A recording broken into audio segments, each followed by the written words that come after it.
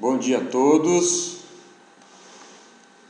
Peço que vocês coloquem na caixa de texto se estão me ouvindo bem. Digitem OK, por favor, na caixa de texto, se todos me ouvem, se o volume está bom.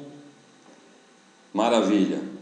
É um prazer muito grande estar com todos vocês aqui hoje. Ultrapassamos os 700 inscritos neste webinário sobre neuroeducação. Isso é um motivo de muita alegria para a gente, porque são muitas pessoas interessadas nesse assunto tão atual e tão importante para o nosso sistema educacional, que é a contribuição da neurociência aos processos de aprendizagem.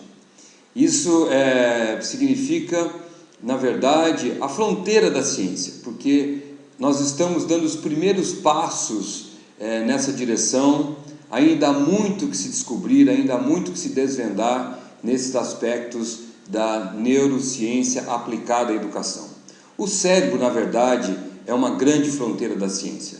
Semana passada acabou de ser publicada uma pesquisa feita na Universidade da Virgínia, nos Estados Unidos, mostrando uma descoberta fantástica. Até então se acreditava, por exemplo, que não havia ligação mecânica entre o nosso sistema nervoso central e o nosso sistema imunológico, nosso sistema linfático.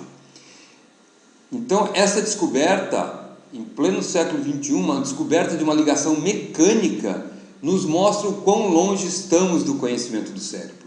Porque uma ligação mecânica, com todos os tipos de exames disponíveis até hoje, a gente não conseguido identificar essa ligação mecânica entre o nosso sistema linfático e o nosso sistema nervoso central. E ela acabou de ser descoberta semana passada, o que traz uma nova magnitude, uma nova dimensão em termos desses estudos das doenças autoimunes. Mas isso mostra que, se mesmo ligações mecânicas nós ainda desconhecemos dentro do cérebro, que dirá todos os demais processos. Então a coisa é muito complexa de fato, mas é muito interessante porque traz uma contribuição à aprendizagem muito grande. A dinâmica vai ser mais ou menos o seguinte: eu vou falar durante uns 60 minutos, a apresentação não vai durar mais do que isso. Como são muitos participantes, vai ficar impossível a gente responder as perguntas pelo chat. Então a gente vai pedir que ao final, depois as pessoas que entenderem que ainda tem algum ponto que desejam maior esclarecimento, que elas nos enviem um e-mail, nós teremos todo o prazer em responder esses e-mails, tá? Antes de entrar propriamente dito no assunto de hoje, que é a neuroeducação, e à luz do que a neurociência traz para os processos de aprendizagem, mostrando que todo o processo de aprendizagem, na verdade, é uma causa, faz parte desse processo, uma mudança estrutural dentro do nosso cérebro, e que essa mudança estrutural, depois ela serve para inúmeras outras atividades, e não só para aquele conteúdo específico que foi ali incutido, ali colocado, ali desenvolvido. É importante que a gente entenda uma coisa que é a tendência educacional mundial.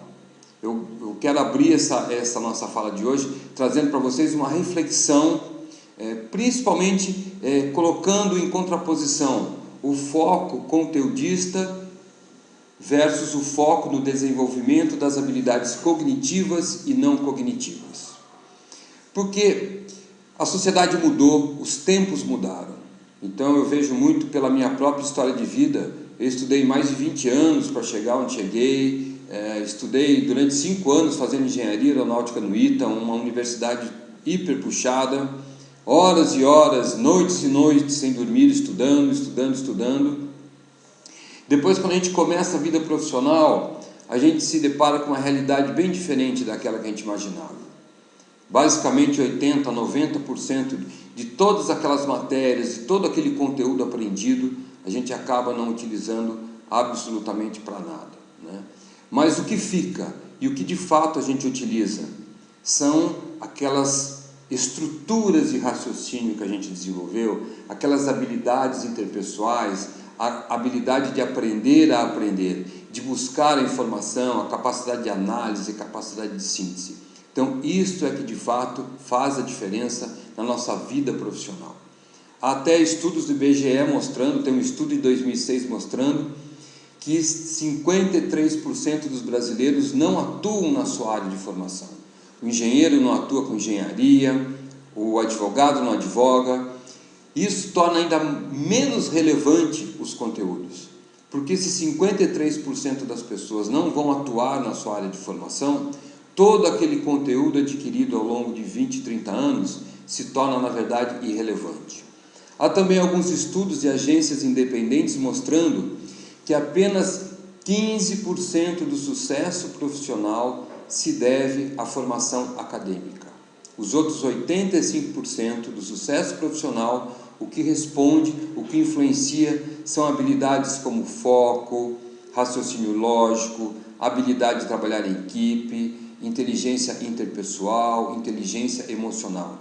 Há habilidades que precisam ser desenvolvidas e vão muito além do conteúdo. Um outro aspecto são os próprios processos de seleção. Então, quando a gente se forma e vai para o mercado de trabalho, aquele nosso diploma de uma excelente universidade, ele nos coloca à frente apenas do primeiro passo, que é aquela primeira seleção.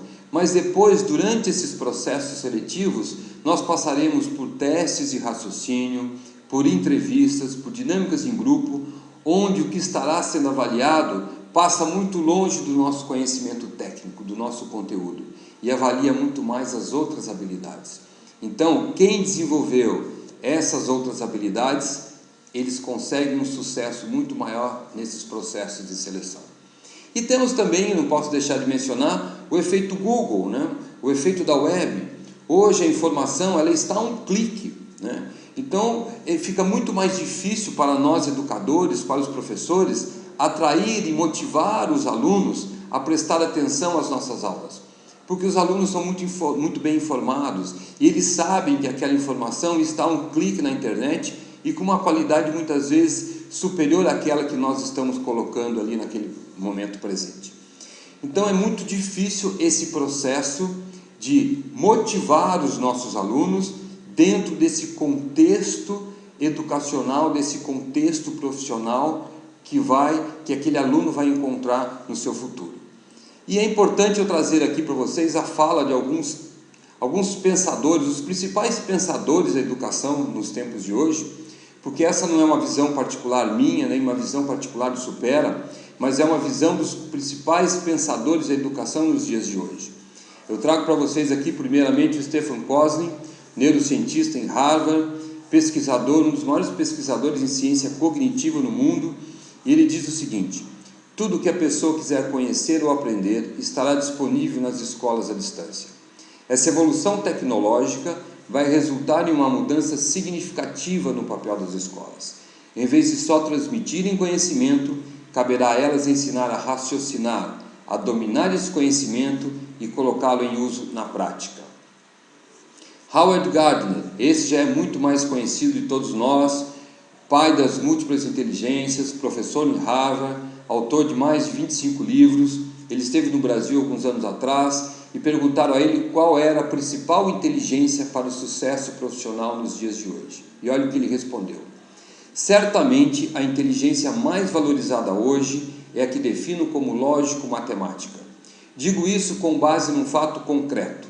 A maioria das grandes empresas procura, no mundo inteiro, gente capaz de observar padrões, manipular números e produzir análises objetivas. Richard Murnane, ele é professor de pós-graduação em Harvard e é uma referência mundial em pesquisa em educação baseada em evidências. Então ele não é um teórico, ele é um pesquisador na área de educação, fundamentalmente baseado em evidências. E olha o que ele fala: além das chamadas habilidades do século XXI, as habilidades tradicionais continuarão sendo relevantes, especialmente ler e escrever muito bem e dominar operações matemáticas. Eu chamo a atenção porque isso aqui é muito básico, especialmente ler e escrever muito bem e dominar operações matemáticas. A diferença é que elas agora assumem um sentido diferente. Hoje, o desafio é ler bem o bastante para continuar a aprender de forma eficiente, na velocidade que a tecnologia avança. Daí a importância de aprender a aprender. Eu abro um parênteses aqui, porque hoje muito se discute os rumos da educação brasileira, e eu faço uma crítica muito contundente ao nosso sistema educacional, porque o Brasil tem um dos currículos mais extensos e globais do mundo todo. Então a gente pretende hoje, os pensadores da educação, os burocratas que estão lá no MEC em Brasília, eles pretendem que o Brasil tenha uma das melhores educações do mundo, e eles pecam numa coisa básica: falta absoluta de foco. Com isso, o nosso currículo, ele pretende ensinar muito de tudo e acaba não ensinando quase nada de nada. Esse é o grande problema, falta de foco. Então, o que a gente deveria fazer? Pegar 50% dessas nossas matérias e simplesmente eliminar do nosso currículo. Os outros 50% vamos dar foco em 20%, que é o quê? Justamente a gente tem que ter o nosso aluno, quando ele sai do nosso sistema e entra numa universidade, ele tem que saber duas coisas muito básicas. Primeiro, ler e escrever, capacidade de análise, de entender textos de uma forma estupenda, e raciocínio lógico matemático. Não é entender muito de matemática, é saber pensar de uma forma lógica, entender alguns conceitos básicos como proporção, regra de 3, percentagem. Isso é o básico, a capacidade de aprender a aprender. Depois, com essas ferramentas, o mundo fica muito pequeno para as pessoas. Elas têm a capacidade de buscar conhecimento, e o conhecimento hoje está disponível. É só você ter capacidade para entendê-lo, para analisá-lo. E na contramão do mundo, o nosso processo educacional tenta ensinar de tudo para todos os nossos alunos: história, geografia, química, matemática, física, tudo, numa magnitude inimaginável para o resto do mundo. E aí o que acontece? Os nossos alunos saem das nossas escolas sem saber nem ler e escrever de uma forma absolutamente eficiente. Isso o teste PISA nos mostra a cada ano. E trago também por último o mais conhecido aqui de todos vocês também, o Andrés Schleicher. Esse é o grande algoz da educação brasileira, porque ele é diretor da OCDE e ele que criou o teste PISA, que avalia a educação em todo o mundo.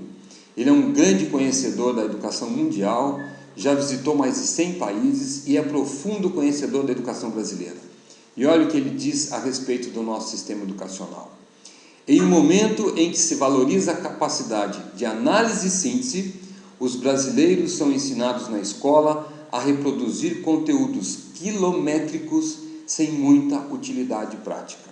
Enquanto o Brasil foca no irrelevante, os países que oferecem bom ensino já entenderam que uma sociedade moderna precisa contar com pessoas de mente mais flexível.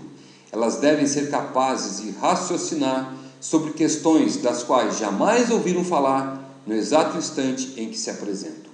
Então, aquela velha história: o advogado não advoga, o engenheiro não trabalha com engenharia. É a capacidade de análise e síntese de situações problema que nunca foram analisadas, que ele, durante a sua formação acadêmica, nunca se deparou com aquela situação problema.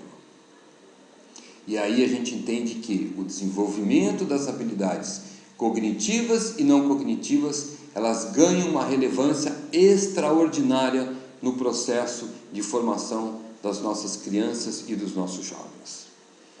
Terminada essa introdução, vamos entender agora, vamos conversar um pouco mais diretamente sobre o assunto de hoje, que é a neuroeducação especificamente. Trouxe aqui uma definição muito simples para vocês, que é a neurociência aplicada aos processos de aprendizagem. É o estudo do que ocorre com o cérebro no momento da aprendizagem, qual o papel e função de cada região cerebral, quais são os estímulos corretos, de que maneira esses estímulos chegam, de que forma as memórias se consolidam, de como temos acesso a essas informações. A neuroeducação, a neurociência, ela vem para validar algumas práticas muito antigas do nosso sistema educacional, que os pensadores da educação, de forma intuitiva, de forma prática, identificaram que eram práticas corretas. Então hoje a neuroeducação ela vem validar algumas práticas, vem invalidar outras e vem criar novas práticas, novas didáticas e novas possibilidades. Então a neuroeducação ela tem todos esses três aspectos: validar práticas antigas, invalidar algumas e desenvolver novas práticas pedagógicas. E é um pouco sobre isso que a gente vai conversar hoje. E o que mudou nesses últimos anos? O que permitiu esse grande avanço da neurociência dentro da educação? O que mudou, na verdade, foram os exames que hoje permitem, principalmente ressonância magnética. Aqui eu trouxe uma imagem de um exame de ressonância magnética com emissão de pósitron. Esses exames hoje permitem a gente identificar as áreas exatas dentro do nosso cérebro que estão sendo estimuladas no exato momento do aprendizado.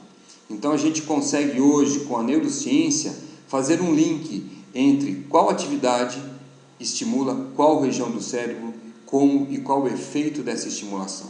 Então isso é que abriu um novo universo para que a ciência possa de fato contribuir com a educação. Quais são os fundamentos da neuroeducação? Ela é baseada na neuroplasticidade, que é a capacidade do nosso cérebro, dos nossos neurônios se reorganizarem, melhorarem as conexões entre si, formarem novas redes neurais, formarem novos circuitos. E é isso que a gente vai avançando aqui um pouco hoje nessa nossa conversa. Mas a base da estimulação cognitiva, a base da neuroeducação é tirar o cérebro da zona de conforto com coisas novas, variadas e desafiadoras. Todas as vezes que a gente provoca o nosso cérebro com coisas novas, variadas e desafiadoras, ou seja, novos conhecimentos e conhecimentos desafiadores, nós produzimos algumas coisas dentro do nosso cérebro. Primeiro, nós produzimos aumento do consumo de glicose, aumento do fluxo sanguíneo, aumento de corrente elétrica, mas também produzimos mudanças físicas lá dentro, não só metabólicas, mas também físicas. E o que são essas mudanças físicas? Primeiro, provocamos a produção de neurotransmissores, dopamina, serotonina, noradrenalina, adrenalina. Esses neurotransmissores, que a internet caiu, mas a gente já voltou. Então vou retomar aqui o nosso slide onde a gente estava, tá? Peço desculpa que a tecnologia às vezes nos prega algumas peças. Vamos lá. Ok. Então eu falei sobre neuroplasticidade. Vocês me ouviram até que ponto? Eu cheguei a começar a falar sobre os neurotransmissores? Se eu falei sobre neurotransmissores, gostaria que vocês me dessem um ok. Não? Ok. Então vamos lá. Então, retomando, a neuroplasticidade diz o seguinte: nós temos que provocar o nosso cérebro com coisas novas, variadas e desafiadoras. Justamente, esses estímulos externos, eles provocam não só mudanças metabólicas dentro do nosso cérebro, como aumento do consumo de energia, aumento do consumo de glicose, aumento do fluxo sanguíneo, aumento da corrente elétrica, mas também, todas as vezes que nós provocamos o cérebro com coisas novas, variadas e desafiadoras, nós estamos produzindo mudanças físicas dentro dele. Estamos estimulando a produção de neurotransmissores, dopamina, serotonina, noradrenalina, adrenalina. Esses neurotransmissores, eles têm a capacidade de melhorar a conexão entre as nossas células nervosas, entre os nossos neurônios. Eles melhoram as conexões entre os dendritos. Não só melhoram essas conexões, como também aumentam as quantidades dos dendritos.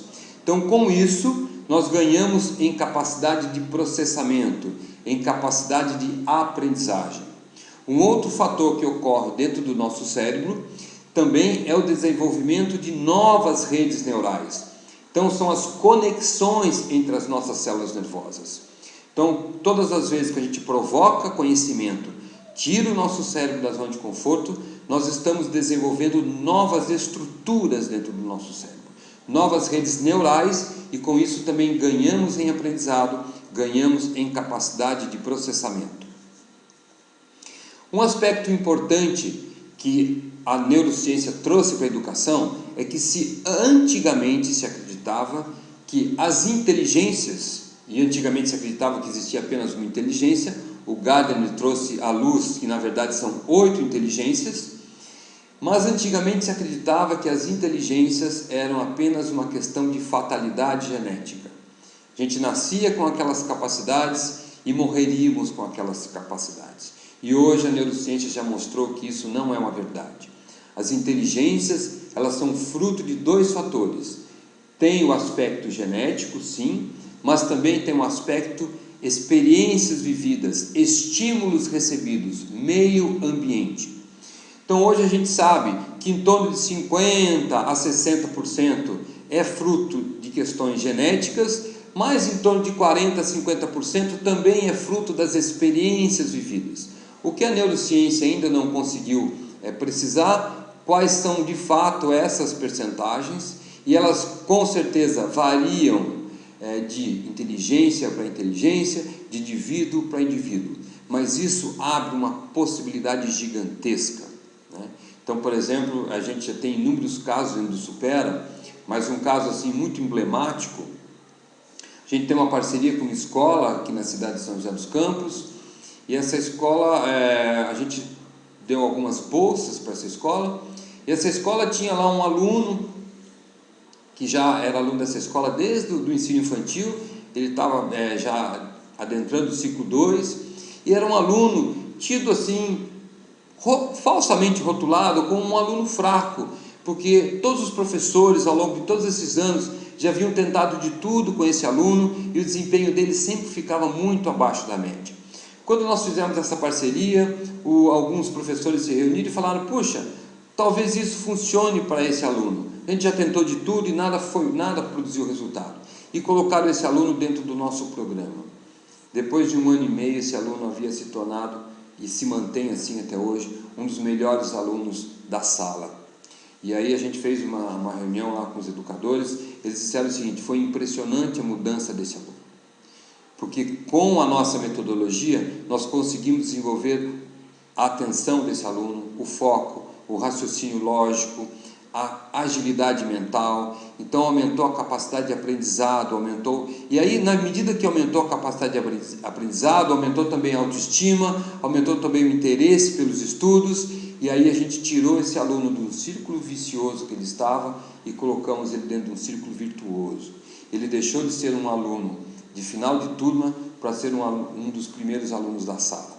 Então isso mostra, de fato, e há inúmeros estudos científicos hoje mostrando isso, que as inteligências, elas podem ser altamente desenvolvidas e influenciadas pelos estímulos provocados.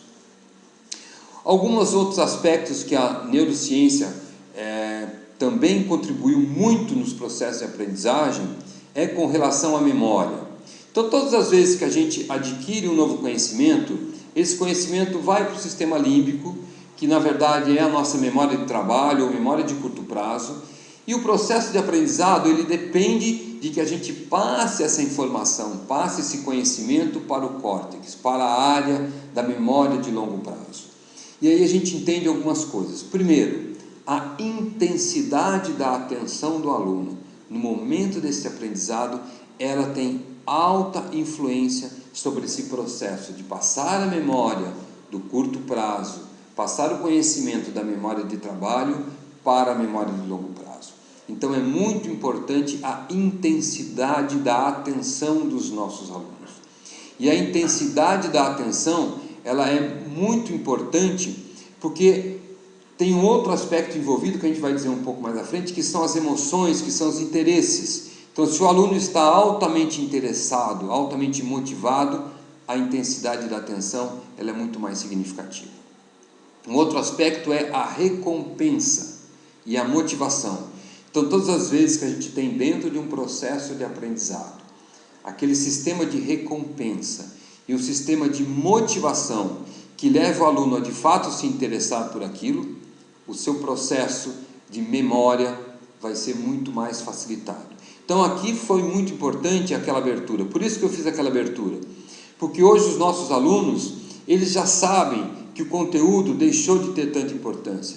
Então é muito difícil nós estimularmos os nossos alunos na base do conteúdo. A gente precisa fazer uma outra coisa, que também tem um efeito muito forte no processo de memorização, que é a reflexão. Então hoje a neurociência já identificou que quando a gente adquire um novo conhecimento, e não apenas adquire, mas reflete sobre aquele conhecimento, pesquisa sobre aquele conhecimento, analisa, sintetiza, discute aquele conhecimento, ele passa a ser muito mais consolidado dentro do nosso processo de aprendizagem. Ou seja, as estruturas neuronais responsáveis por aquele conhecimento, elas acabam se consolidando de uma forma muito mais efetiva dentro do nosso cérebro.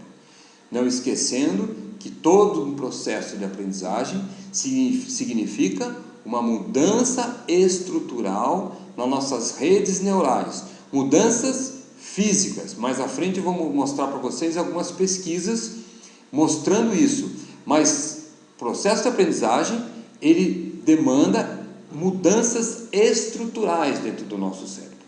Então a reflexão, ela é muito importante nesse processo. Também as repetições, porque todas as vezes que você repete aquele conhecimento adquirido, você está consolidando aquela estrutura neuronal responsável por aquele conhecimento. E aí um último aspecto muito importante também é o sono, porque se você desenvolver um sono saudável, um sono reparador, você vai ter uma intensidade de atenção muito maior, você vai ter uma motivação, você vai refletir com mais qualidade e você vai conseguir repetições muito mais eficientes. Então o processo de sono é muito importante. E eu chamo atenção para isso porque hoje, com essa questão de WhatsApp, Facebook, os pais hoje perderam o controle sobre as nossas crianças, sobre os nossos jovens. É muito difícil porque as crianças todas têm celular, entram no seu quarto, passam a chave na porta e ficam até altas madrugadas acessando, trocando e-mails, WhatsApp, Facebook. Com isso chegam para dentro de sala de aula com sono e ainda continuam com essas atividades dentro de sala de aula. Então o sono, ele é muito importante porque ele de fato precisa entrar naqueles estágios de sono REM para que ele seja reparador e para que ele consolide as nossas memórias de longo prazo. Eu vou voltar nessa questão do sono num slide mais à frente. Vamos falar um pouco sobre as emoções. Os processos de aprendizado, eles estão altamente envolvidos pelos processos emocionais. A neuroeducação já trouxe isso de uma forma muito clara.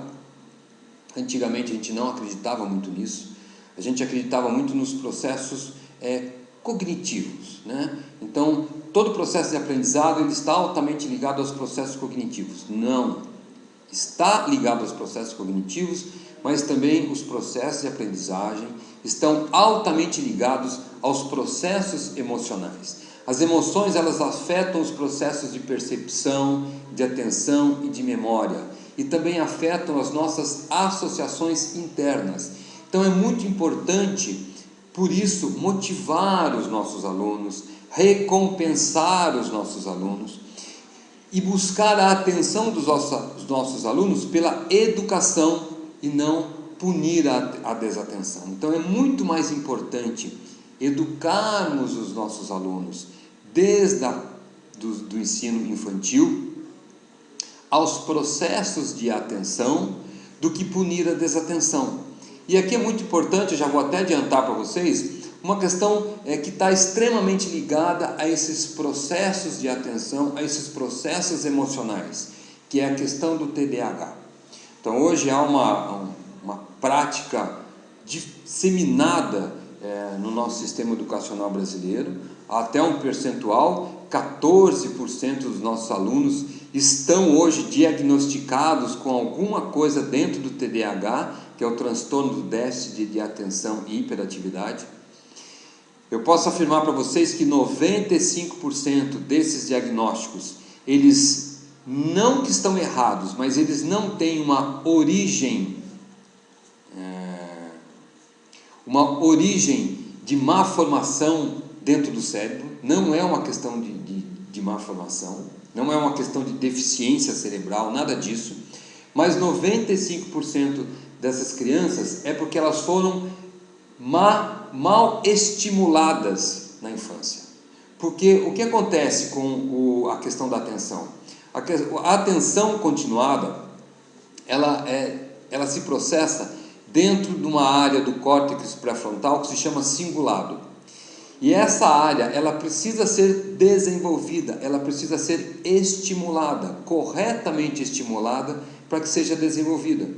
E hoje no nosso processo educacional, desde a nossa pré-escola, e aí vem uma questão muito cultural também, ocidental, que é hiperatividade, muitos apelos, muita informação, e agora essa questão da educação digital, do tablet, do celular, as crianças já têm celular, aqueles joguinhos altamente estimulantes.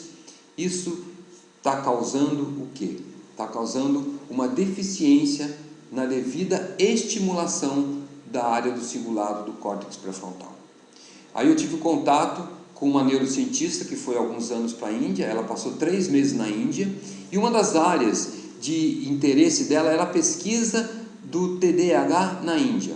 Para surpresa dela, não existe TDAH na Índia, não se fala em TDAH na Índia. E aí ela foi entender por quê. Porque o processo educacional na Índia, a cultura do país, ela estimula desde muito cedo a questão da atenção continuada, a questão da serenidade, a questão da meditação, em contraposição à hiperestimulação do Ocidente. E com esse tipo de atividade, meditação, a serenidade, a atenção continuada, a não hiperestimulação, eles conseguem estimular de uma forma correta o córtex pré-frontal das crianças, e com isso elas não desenvolvem o TDAH. Então, a neuroeducação hoje traz uma contribuição fantástica. Eu diria que essa é uma das maiores contribuições da neuroeducação, que vai ser no futuro muito breve repensar todo o nosso sistema educacional, principalmente na faixa dos 3 a 6 anos, para que a gente consiga mudar as questões pedagógicas e didáticas, para que a gente consiga estimular de forma correta a área do cingulado, a área do córtex pré-frontal, responsável pelo transtorno do déficit de atenção e hiperatividade. Então, é de fato um não à Ritalina.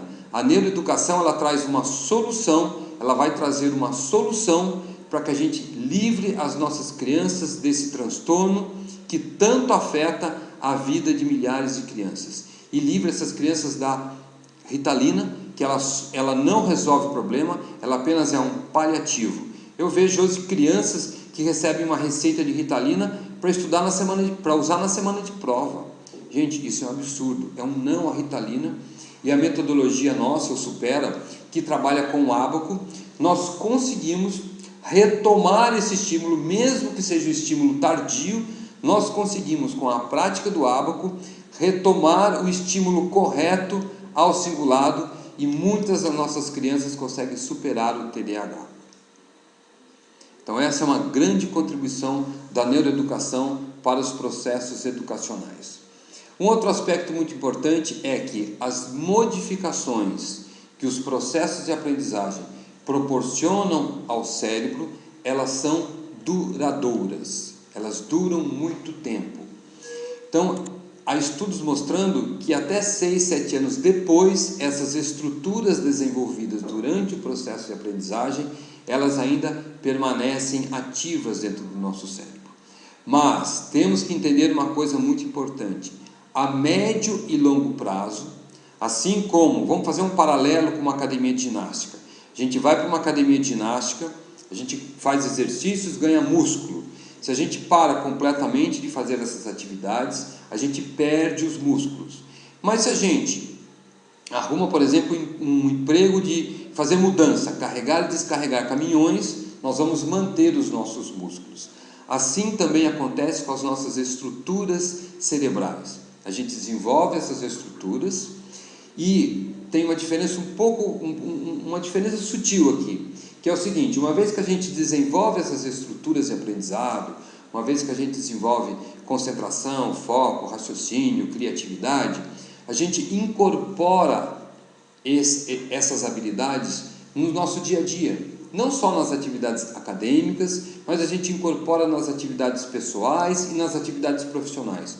Com isso, essas estruturas acabam se perpetuando. Mas, se a gente deixar de usá-las por completo, a médio e longo prazo, essas estruturas vão, pela falta de uso, sendo substituídas por outras estruturas. A gente vai ver isso num slide mais à frente. Então é importante, por exemplo, processos de leitura. Então, se a gente desenvolve uma estrutura de aprendizado ligado à leitura, à interpretação de texto, e a gente estimula isso muito dentro das escolas, é importante que esses jovens, que esses alunos, depois que deixem os bancos escolares, continuem sendo muito ativos nesse processo de leitura, porque caso contrário, a médio e longo prazo, essas estruturas vão perdendo a sua eficiência, vão perdendo a sua eficácia, vão ganhando outras atribuições e vão sendo substituídas por outras redes neurais responsáveis por outras atividades, e a habilidade da leitura vai acabar se perdendo, e assim com todos os nossos conhecimentos. Então é importante entender que, uma vez que a gente aprende, uma vez que a gente desenvolve redes neurais, a gente precisa utilizar essas redes neurais. E aqui tem uma coisa interessante: a interdisciplinaridade, digamos assim, entre as redes neurais. A gente desenvolve uma rede neural para determinada atividade, mas essa mesma rede neural, ela também é aplicada em outros processos. Esta que é a riqueza do desenvolvimento cerebral. Então, os caminhos, as redes neurais, elas são utilizadas para múltiplas funções. Um outro exemplo aqui é dessa interdisciplinaridade, várias atribuições de redes neurais. Por exemplo, uma pessoa cega, uma pessoa que nasce com deficiência visual, o córtex visual acaba sendo pouco ou nada estimulado. E ao longo dos primeiros anos de vida, a área do cérebro responsável pela visão, que é o córtex visual, ele acaba assumindo a função do tato. E a pessoa cega, ela acaba desenvolvendo o sentido do tato de uma forma muito mais profunda, porque na verdade ela tem duas áreas do cérebro responsáveis pelo mesmo sentido. O desenvolvimento motor, que responsável, é o cerebelo, que ocorre dentro do cerebelo, é muito importante para o desenvolvimento da linguagem, da leitura, da escrita e do raciocínio lógico. Então, olhem aqui que nós desenvolvemos uma estrutura dentro do nosso cérebro responsável pelo desenvolvimento motor. E essa estrutura também assume outras funções, influenciando fortemente na linguagem, na leitura, na escrita e no raciocínio lógico. É muito importante esse entendimento, porque ele abre uma infinidade de possibilidades pedagógicas e didáticas, principalmente para os anos iniciais, porque a gente passa a entender, por exemplo, antigamente se acreditava que o processo de linguagem, da alfabetização, era um processo de ensinar a alfabetização, ensinar a linguagem. E hoje a gente sabe que, por exemplo, o desenvolvimento motor que antecede o início do aprendizado da linguagem, ele é extremamente importante. Hoje a gente sabe que o desenvolvimento da área da simbologia dentro do cérebro, que o desenvolvimento da área simbólica dentro do cérebro, que antecede também a fase de alfabetização, ela é extremamente importante dentro desse processo. E como que a gente desenvolve nas crianças a área simbólica? Desenvolve com as brincadeiras, com as cantigas, com os recortes, com as historinhas, com as colagens. Então, hoje, a neuroeducação já consegue pontuar a importância dessas brincadeiras lá atrás, porque é um preparo do cérebro para que ele esteja extremamente apto a desenvolver a linguagem, a desenvolver a leitura, a desenvolver a escrita. Então, muitas das coisas que a gente entende como, por exemplo, muitos educadores, pessoas ligadas ao ensino infantil, hoje isso está diminuindo muito, mas entende que é importante brincar, é importante desenvolver isso tudo, mas a gente sabe disso, sempre soubemos, os educadores sempre souberam disso, mas hoje a gente sabe que isso tem um reflexo dentro do cérebro das crianças. Mesma coisa ocorreu nesses últimos anos e vem ocorrendo de uma forma muito forte com os prematuros. Então, dentro da medicina, havia inúmeros protocolos de cuidado com os prematuros, né? Crianças que nasceram de 4, 5, porque hoje até crianças com 4, 5 meses, elas conseguem sobreviver, tem uma taxa de sobrevivência muito alta. Mas os cuidados da medicina, eles eram extremamente restritos aos procedimentos físicos, né? Então vamos cuidar da pressão, vamos cuidar da circulação, vamos cuidar de todos os aspectos físicos do prematuro.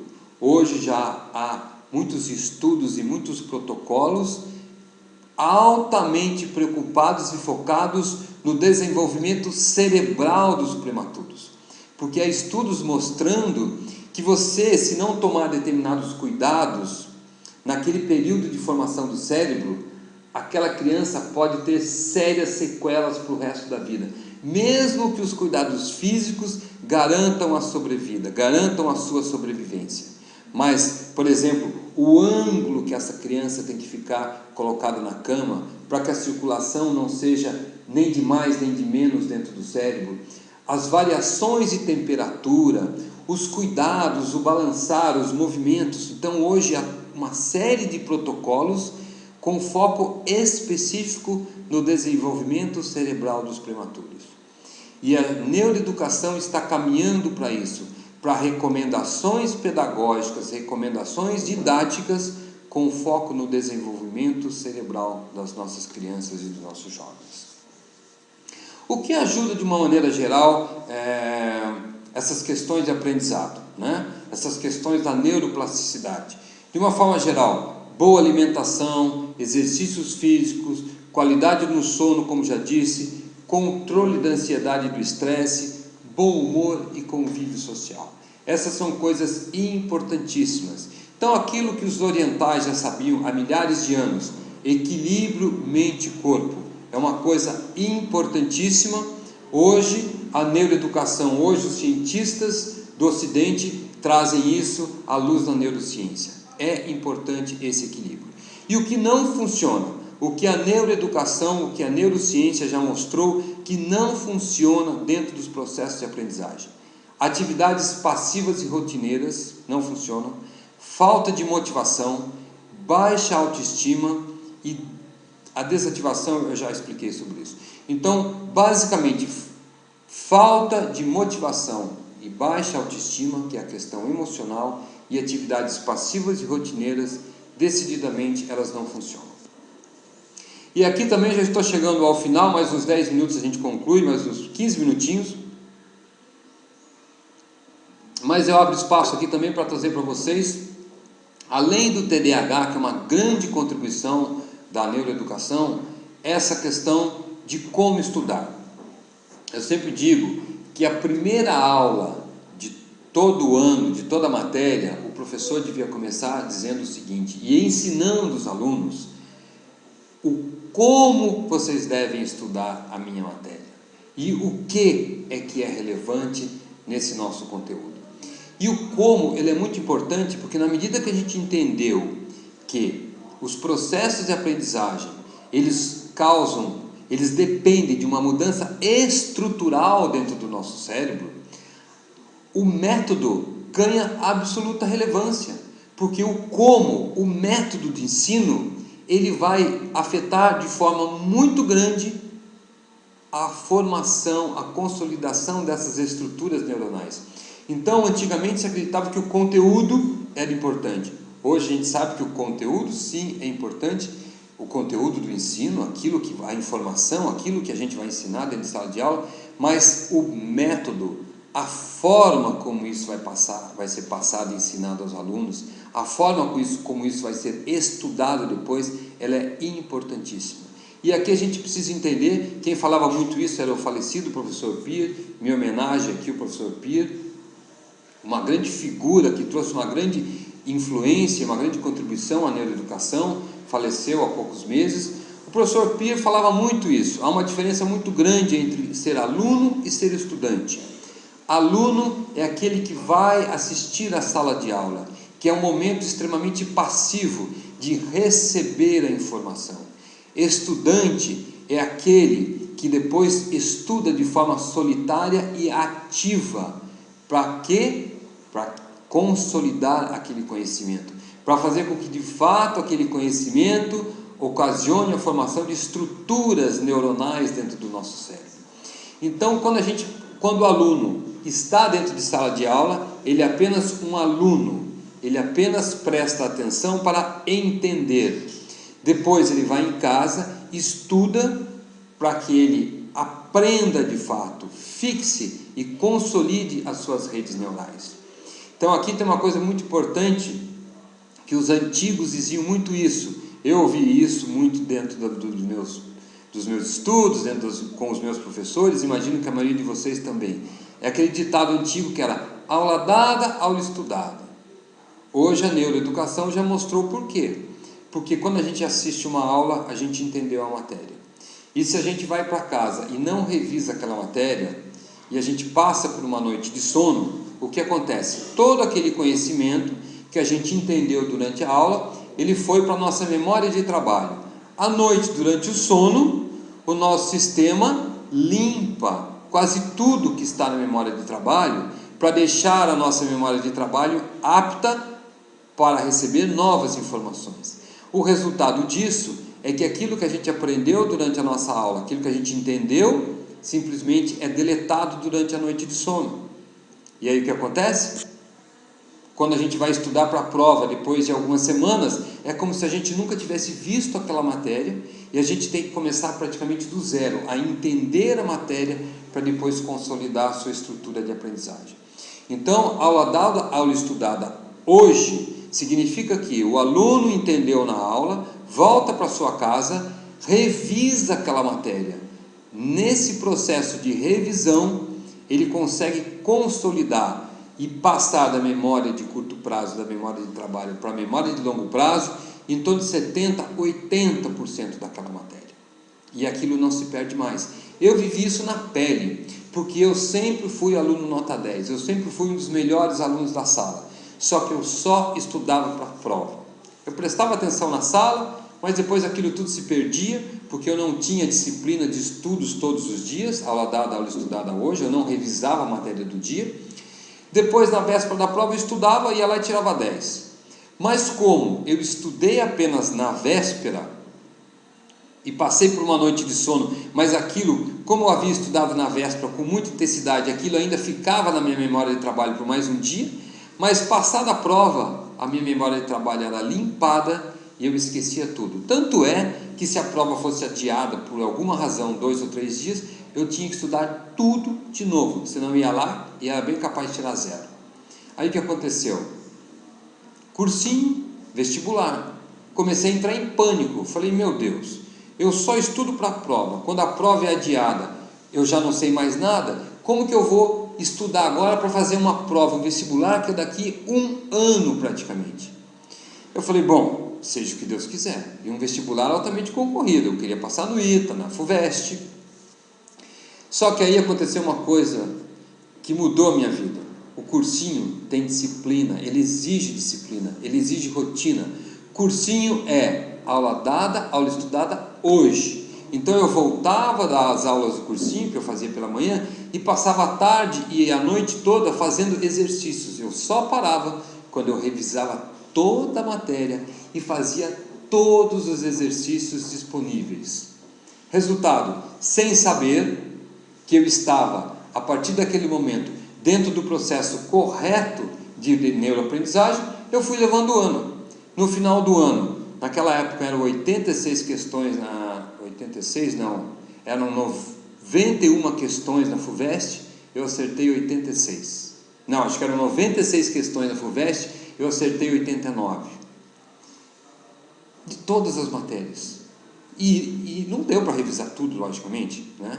Então o que acontece? Sem saber, eu adquiri o hábito correto de ensino. Então hoje a neuroeducação, ela traz uma mudança de paradigma para as nossas escolas, que é acabar com essa história de calendário de prova. Porque calendário de prova, e os pais também estimulam os seus filhos, vai estudar para a prova, vai estudar para a prova, o que é?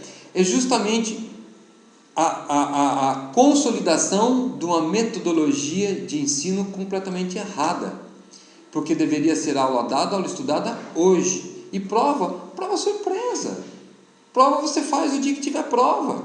Então você induz o seu aluno a fazer aquilo que tem que ser feito, aula estudada hoje, ponto, sem compromisso, relaxa, o conhecimento já foi para a sua memória de longo prazo. Quando tiver uma prova, você acaba indo bem, porque aquele conhecimento foi consolidado. Agora, quando a gente institui calendário de prova, a gente induz os nossos alunos a estudarem de véspera, e aí o processo de aprendizado é completamente caótico.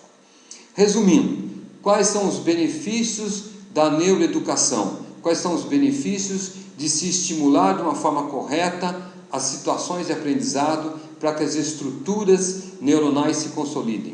A gente desenvolve habilidades cognitivas e socioemocionais, a gente consegue superposição de áreas funcionais, ou seja, vários circuitos neuronais responsáveis por uma mesma atividade,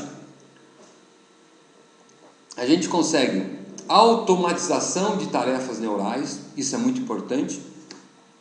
Então a repetição, ela é muito importante para automatizar algumas tarefas neuronais, e isso é importante, porque isso traz agilidade mental, isso traz velocidade de resposta, e também superação de deficiências como TDAH, que eu já expliquei. A longo prazo, a neuroeducação, ela proporciona saúde e qualidade de vida. Por quê? Porque nós aumentamos a reserva cognitiva. Então, na medida que a gente superestimula o desenvolvimento de redes neurais, a gente está estimulando o desenvolvimento de uma reserva cognitiva.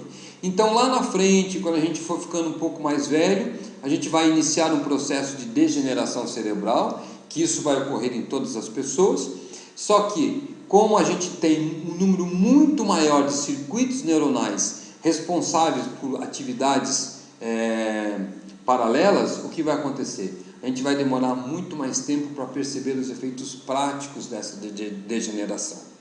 Também minimiza a velocidade das perdas cerebrais, previne o declínio mental, mantém a sanidade psicológica, na medida que a gente evita o estresse, evita a ansiedade e evita a depressão. E aumenta a expectativa de vida em mais de 3 anos. Rapidamente aqui mostrar para vocês um estudo científico feito aqui com macacos, mas há estudos feitos com ratos e há estudos feitos com humanos. Então, com humanos, há vários estudos, eu já citei um, que é aquela questão de deficientes visuais, que tem a área do córtex visual desenvolvendo o sentido do tato, mas aqui com macacos. Então, conseguiram identificar cada região do cérebro responsável por cada um dos dedos. E aí eles fizeram uma coisa com esses macacos, cortaram um dos dedos. Depois de algum tempo, o que aconteceu? Aquela área do cérebro responsável por aquele dedo, ela desapareceu, e as áreas contíguas responsáveis pelos demais dedos, elas ganharam em volume. Ou seja, se você não usa, aquela área deixa de existir e acaba sendo desenvolvida para outras funções. E num segundo experimento, eles estimularam os macacos a utilizarem 2 dedos. Então esses macacos moviam um disco com esses 2 dedos, e cada vez que eles faziam isso, eles eram recompensados com bananas. Então o que aconteceu depois de um tempo? As áreas do cérebro responsável por esses 2 dedos ganharam também em volume. Por quê? Porque essas áreas foram hiperestimuladas. Então isso acaba ocorrendo dentro do nosso cérebro nos processos de aprendizagem. Trago aqui para vocês uma foto microscópica, uma foto real de como é que são as conexões dentro do nosso cérebro, a conexão entre os nossos neurônios, os milhares de neurônios e de conexões entre os nossos dendritos. Então, todas as vezes que a gente se depara com alguma situação, com algum novo aprendizado, com alguma decisão, toda vez que nós acionamos uma rede neural dentro do nosso cérebro, essa rede, ela se acende, digamos assim, porque esses neurônios, eles entram em operação e há uma coisa instantânea que ocorre dentro deles, que é a geração de energia elétrica e a transmissão desses estímulos. Aqui uma foto microscópica de um neurônio. Então essa região mais espessa no centro é o núcleo, essa cauda maior é o axônio e os demais menores são os que a gente chama de dendritos. E aqui eu vou falar um pouquinho agora sobre o Supera, explicando como que o Supera atua com esses conceitos e como que o Supera proporciona transformação na vida dos nossos alunos. Então a metodologia Supera, ela é complementar ao ensino formal. O nosso foco não tem nada a ver com conteúdos disciplinares. O nosso foco é o desenvolvimento de habilidades cognitivas e socioemocionais para o sucesso na vida escolar, profissional e pessoal. Os benefícios para as crianças, jovens e adultos são muitos.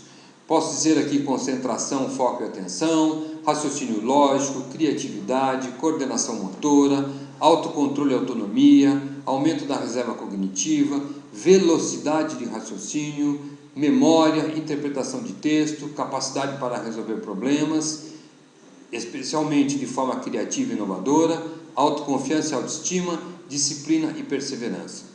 Com isso, conseguimos mudanças comportamentais e emocionais, conseguimos maior motivação, interesse e rendimento escolar e proporcionamos com isso diferenciais competitivos para os nossos alunos, diferenciais para a vida escolar, profissional e pessoal. É importante entender que todas essas habilidades, elas estão extremamente alinhadas com aquilo que eu falei no início da apresentação de hoje. Elas estão alinhadas com as principais tendências educacionais mundiais, onde o foco é o desenvolvimento dessas habilidades, habilidades cognitivas e socioemocionais, que são as chamadas habilidades do século XXI. Temos 2 programas dentro do Supera. Um programa presencial, onde utilizamos a prática do ábaco, a prática de jogos e a prática de exercícios lógicos para o desenvolvimento dessas habilidades propostas. Importante entender que essas ferramentas pedagógicas são complementares e sinérgicas. E daí decorre a riqueza e a eficácia da nossa metodologia. Uma ferramenta, ela potencializa o resultado da outra. Então, o programa presencial, ele é composto por atividades instigantes e desafiadoras. São aulas semanais de 1 hora, que pode ser implantada intra ou extracurricular. O desenvolvimento é individualizado. Aplicamos desde o ensino infantil até o 3º grau. Capacitamos os professores das escolas parceiras, é uma capacitação de 24 horas. Depois nós fazemos a supervisão e um treinamento continuado pela web da metodologia. Inclui o fornecimento de uma ludoteca e de apostilas para os alunos e professores. Ele é indicado para as instituições que de fato buscam priorizar atividades lúdicas em sala de aula, como forma de proporcionar momentos ricos e proporcionar o desenvolvimento das habilidades cognitivas e socioemocionais. Aqui algumas fotos de alunos nossos em escolas parceiras, participando de alguns momentos. Temos projetos implantados em escolas particulares, projetos implantados em escolas públicas, e é interessante dizer o seguinte: os alunos amam o Momento Supera, adoram as nossas atividades, porque na cabeça dos alunos é um momento de recreação, digamos assim. Eles não estão estudando, mas na verdade eles estão desenvolvendo estruturas neuronais que serão importantíssimas para o resto da vida.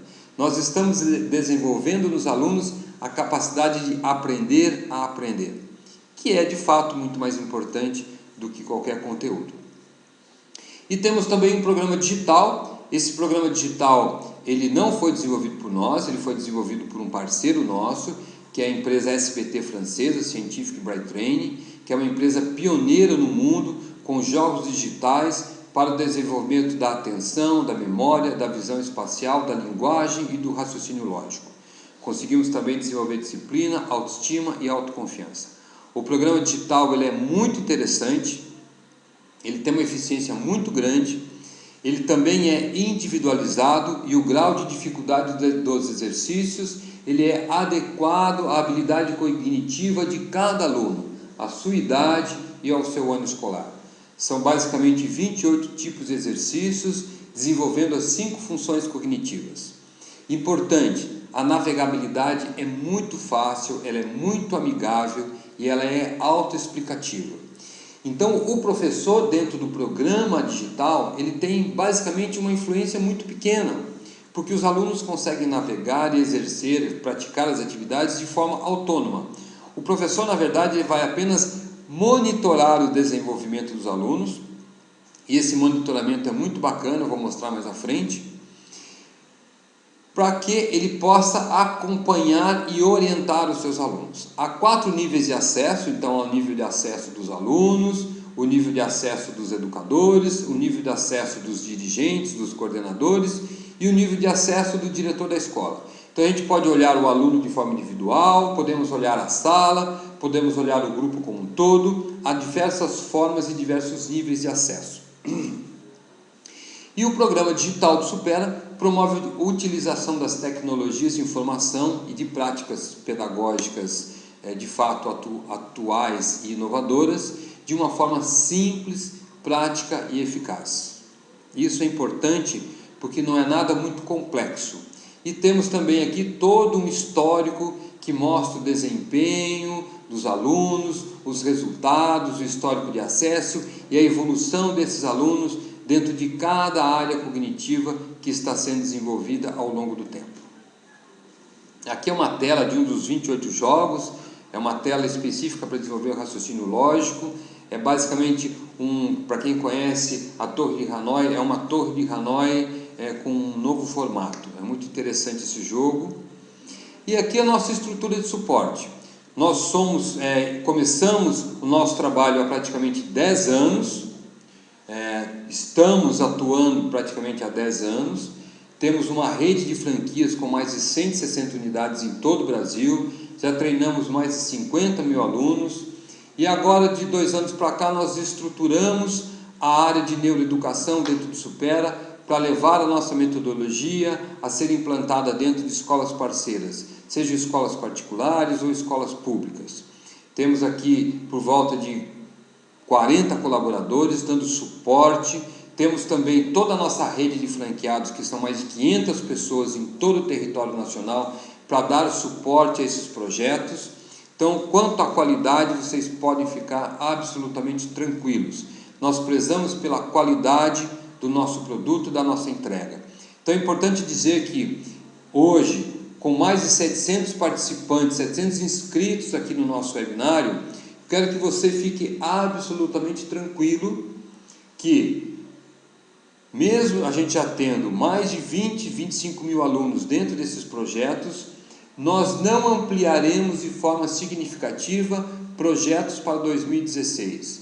Nós temos poucas possibilidades, nós avançaremos com poucos parceiros, porque nós queremos crescer de forma saudável, mantendo a qualidade da nossa entrega, respeitando a qualidade da nossa metodologia, porque nós prezamos muito pelo resultado final. A nossa metodologia ela é transformadora na vida dos nossos alunos. E para que ela de fato seja transformadora, nós temos que levar isso para dentro da sala de aula com qualidade. Por isso, nós temos um limite e caminharemos e cresceremos um pouco a cada ano. Nosso objetivo não é levar a metodologia para todo o Brasil de uma forma irresponsável e depois a gente acaba não entregando aquela qualidade. Então, mesmo tendo 700 pessoas aqui hoje interessadas em entender mais sobre neuroeducação, a grande maioria interessada em colocar o Supera dentro da sua escola, a gente vai ser muito criterioso nesse avanço e no estabelecimento dessas parcerias. Aqui algumas imagens de treinamento. Essa imagem inferior aqui é o treinamento de novos educadores envolvidos nos processos com esses nossos parceiros. O treinamento ele é muito interessante e ele também é transformador na vida dos próprios educadores. Já falei sobre isso com vocês. Temos também um corpo científico muito forte nos apoiando, especificamente aqui no Brasil nós temos a doutora Carla Tiepo, da Santa Casa de São Paulo, temos o doutor Rogério Ponizuti, temos a doutora Lília Maise, mas a nossa parceria com a SBT, que é essa empresa francesa, nos coloca à disposição mais de 50 pesquisadores internacionais que colaboram conosco no desenvolvimento dessa, não só da plataforma digital, mas também agora da nossa plataforma presencial. E quais são os benefícios, de uma forma resumida, da implantação do Supera Neuroeducação dentro das escolas parceiras? Nós conseguimos melhorar os processos de aprendizagem, desenvolver as habilidades cognitivas e socioemocionais, aumentar o interesse dos alunos pelos estudos, aumentar o desempenho escolar, aumentar a retenção do conteúdo curricular. Produzimos reflexos positivos nos resultados do Enem, do IDEB e outros indicadores, reduzimos a evasão escolar, melhoramos os aspectos de comportamento e também somos uma solução real para os alunos com dificuldades de aprendizagem.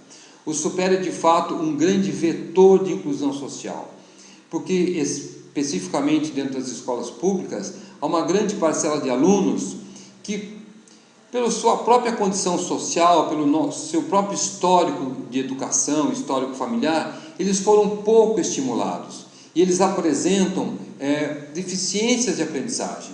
E aí não adianta a gente tentar desenvolver isso com conteúdos. Nós precisamos de uma abordagem diferenciada desses alunos. Nós precisamos desenvolver as estruturas de aprendizado desses alunos para que eles melhorem a sua autoestima, passem a se interessar pelos estudos e saiam de um círculo vicioso e entrem num círculo virtuoso. A gente de fato consegue isso e por isso que o Supera é um grande vetor de inclusão social. E por fim, eu trago para vocês a nossa missão, a missão do Supera, que é levar as pessoas a experimentar a emoção de pensar e agir de forma inovadora, desenvolvendo o potencial do cérebro e impulsionando uma forma incrível de viver. Se você acredita nisso, se você de fato acredita no poder de transformação das pessoas, se você de fato se preocupa muito além do conteúdo, muito além daqueles anos que os alunos vão passar com você, mas se você se preocupa de fato com o futuro da vida profissional e da vida pessoal dos seus alunos, você tem que considerar a neuroeducação dentro da sua escola. Você precisa considerar que o desenvolvimento das habilidades cognitivas e socioemocionais são habilidades importantíssimas que vão fazer toda a diferença para a vida pessoal, profissional, futura dos nossos alunos. E se tem alguma coisa que traz um dever de missão cumprida aos pais, é ver os seus filhos bem-sucedidos profissionalmente e felizes no aspecto pessoal, bem resolvidos nos seus aspectos emocionais. Então, é importantíssimo que a gente entenda a relevância e a importância do desenvolvimento das habilidades cognitivas e socioemocionais. Lógico, o conteúdo é importante, mas ele perde relevância a cada ano, porque a gente tem que entender qual é o conteúdo mais importante, o que de fato merece foco. E se você de fato acredita nisso, acredita na nossa educação, acredita no nosso trabalho, eu peço que você, se você quer receber mais informações sobre o Supera, se você quer uma reunião, quer uma apresentação específica com a nossa equipe, quer entender mais detalhes, quer poder ter todas as suas dúvidas respondidas, eu peço que você digite o seu e-mail agora na caixa de texto. Então a gente já tem o seu e-mail, mas é muito difícil a gente identificar cada um de vocês, porque são centenas de pessoas.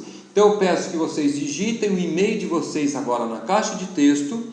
Nós teremos esses e-mails todos gravados ao final desta apresentação, e aí a nossa equipe fará contato por esse e-mail com vocês, e aí entenderá quais são as suas dúvidas, poderá explicar em maiores detalhes, porque é importante que vocês entendam que a implantação do Supera dentro das escolas, tanto públicas quanto particulares, é uma implantação muito facilitada, um valor muito acessível, o valor é de fato muito acessível, e ele transforma o resultado das escolas.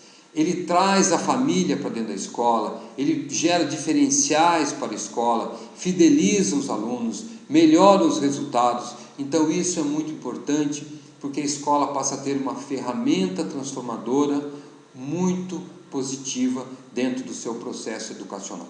Os professores gostam muito da metodologia e, na medida que a gente facilita o trabalho dos professores, porque os alunos vão aprender muito melhor, vão aprender de uma forma muito mais fácil, vão memorizar melhor, vão aprender a aprender, vão se tornar muito mais autônomos, esse processo acaba sendo muito facilitado. Então, todo o rendimento dos alunos em matemática, português, história, geografia, em todas as matérias, acaba sendo alavancado, acaba sendo melhorado. Então, o desempenho acaba sendo muito desenvolvido. Então, se você tem interesse, não é nenhum compromisso, é apenas se você tem interesse em receber um contato para entender um pouco mais e receber uma proposta, entender valores, para que a nossa equipe possa fazer um projeto específico para a sua escola, porque na medida que a gente entende o número de alunos, qual é o ciclo que você pretende implantar na sua escola, a gente consegue dimensionar um projeto para a sua escola, dimensionar uma biblioteca de jogos, a nossa ludoteca, dimensionar a quantidade de apostilas e dimensionar o valor, para que você possa entender de fato se isso vai ser possível ou não. Lógico que estamos falando em implantações para 2016, porque aí você implanta, tem todo um tempo para preparar essa implantação, para capacitar os seus professores, para colocar os custos dentro das taxas de material. Normalmente os parceiros colocam o custo do Supera dentro da taxa de material, então na verdade não há um custo extra para a escola, para o mantenedor. Esse custo normalmente nas escolas particulares é repassado para os pais. Nós fazemos também workshops e palestras para os pais, para que eles entendam com profundidade os benefícios que a escola está proporcionando aos filhos com a adoção do nosso programa, do Supera dentro da escola, do Supera Neuroeducação. Também trouxe para vocês aqui um presente para todos vocês que participaram do nosso webinário, que é um e-book, Como criar um diferencial competitivo para alavancar matrículas e diminuir a evasão. É só você copiar esse link, o supera.la/ebook, copie, anote esse link, coloque no seu buscador e você terá acesso imediato para baixar esse e-book. Ele é bastante interessante, ele traz para vocês informações de como criar diferenciais competitivos para alavancar as matrículas e diminuir a evasão. Bem, nós chegamos ao final. Para mim foi um momento muito agradável, foi muito interessante poder proporcionar esse webinário, participar aqui com as centenas de pessoas que estiveram presentes, conversar sobre neuroeducação, que é um assunto que eu adoro de paixão, porque eu entendo que a neuroeducação e a sua contribuição aos processos pedagógicos e didáticos é uma grande fronteira da ciência. Eu entendo que a educação nos próximos 10 anos vai passar por, de fato, uma grande revolução à luz da contribuição da neuroeducação. Então foi um momento muito gostoso e agradável conversar com todos vocês.